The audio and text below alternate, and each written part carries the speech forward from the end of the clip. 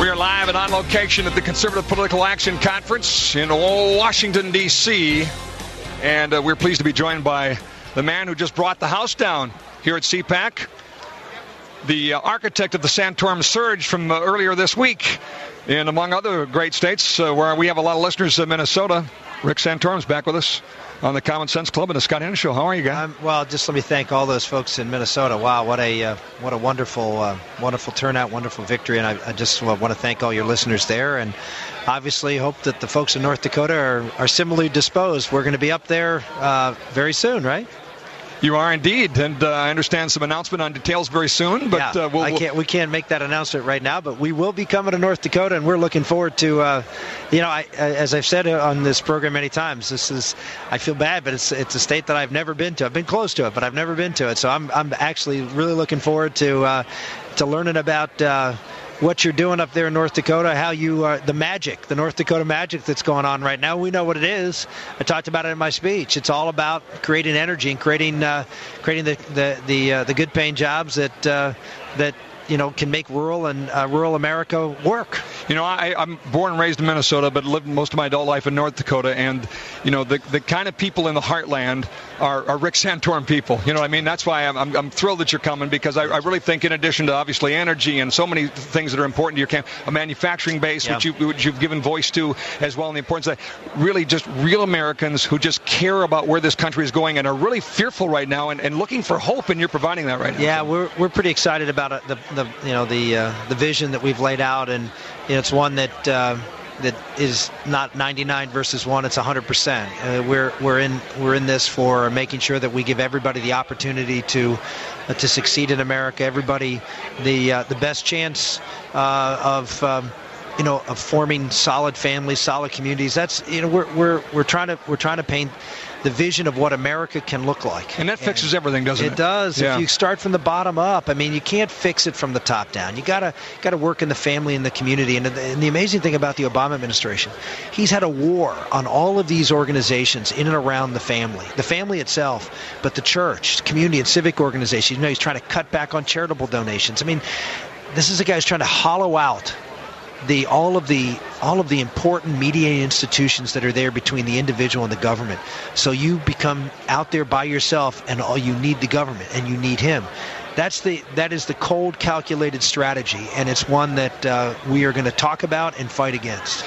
You were introduced today by a man who supports your campaign, a great success story in and of himself, and Foster Freeze, who's obviously getting a little fame lately because of his support of you. But well, you probably got a fame because of a joke you just told. I was just going to tell folks, if they missed the joke, the joke he said was, life is just so much fun and so filled with humor.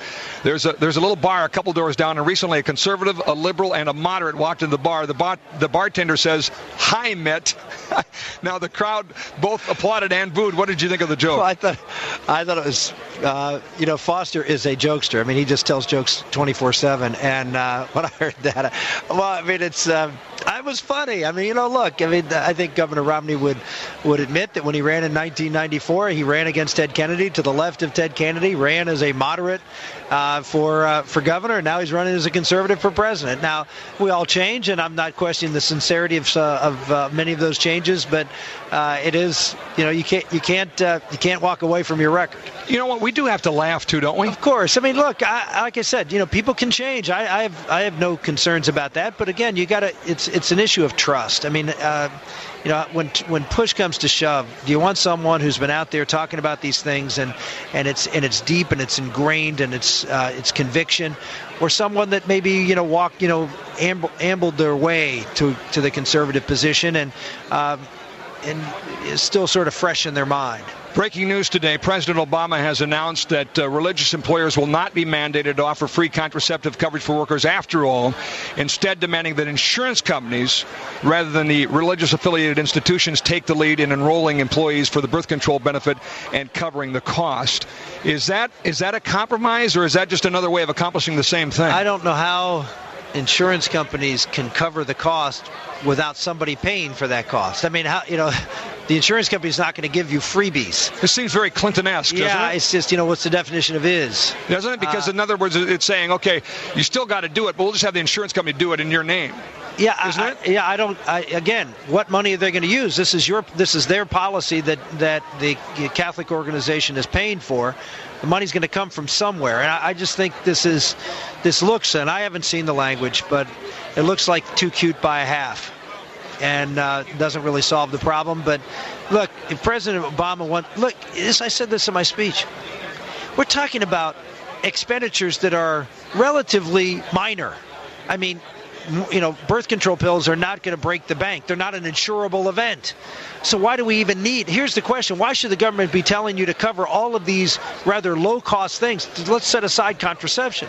Why is the government telling you that you have to provide insurance for a variety of very low-cost healthcare procedures or drugs? That's not what insurance is for. Insurance is to prevent you from having, financial distress because of a high-cost incident. And so if it was something, you can make the argument, well, this was a very, very expensive thing and people wouldn't be able to afford it otherwise, you might be able to make the argument the government may have a compelling interest. I wouldn't, but you could. But for something as inexpensive as this, to force people to pay for it is not. It's radical. It's radical. Yeah. It's radical. It's trying to impose your values on somebody else. It's part of the transformation of America. It is part of the transformation. And the amazing thing is that the left always talks about tolerance. They're the most intolerant of all. They don't want you to be able to practice the faith that you believe in. Two other quick things. Mitt Romney has said that he's going to tout his record as governor of Massachusetts today. Is that a conservative record? Should be a short speech. Well, I think that says it all. Well, if he's going to tout his conservative record to this crowd, I assume he's going to try to do that. He even said that he stood up for religious liberty as governor, as an example. Well, there's a lot of folks who are writing just the opposite. That when push came to shove, all he did was introduce a bill complaining about it and didn't push for it. And there are all sorts of again. The fact of the matter is that Catholic hospitals had to dispense things that were against their teachings. The Catholic Charities, Catholic Social Services was the largest adoption agency in the state of Massachusetts until gay marriage was put in place, and basically they went out of business because they were forced to do gay adoptions under Governor Romney's. Now, he can say, well, it wasn't my fault, but that's not a conservative record. There's a lot of folks in our audience that are rooting for you, rooting for a conservative alternative to Mitt Romney and wanting this race to go on. Are you going to win this? Can you do this? Well, if North Dakota gives me all those votes up there at their caucus, we're going to, this is a big state. People say, North Dakota's, I think 29 delegates. Florida was only 50. So North Dakota can speak very, very loudly here on Super Tuesday, and we're going to go up there. We're going to work hard. Hopefully a lot of folks will turn out to the caucuses and give us a big boost coming out of North Dakota on Super Tuesday. God bless you, sir. Thanks, Scott. I look forward to talking to you when I'm up there. Keep going, and they liked what you said today. That had to feel good. Didn't it? Like I said before, I mean, this is I've been here. I mean, I've worked with these folks for a long, long time, so this is nothing new. I mean, these folks know who I am, and I know them, and that's important because these are the folks that are going to make up, a Santorum administration, conservatives who you can trust. Stay tuned for details about a Rick Santorum visit to the great state of North Dakota, folks. We're live at CPAC. More after this short time out. Don't go away.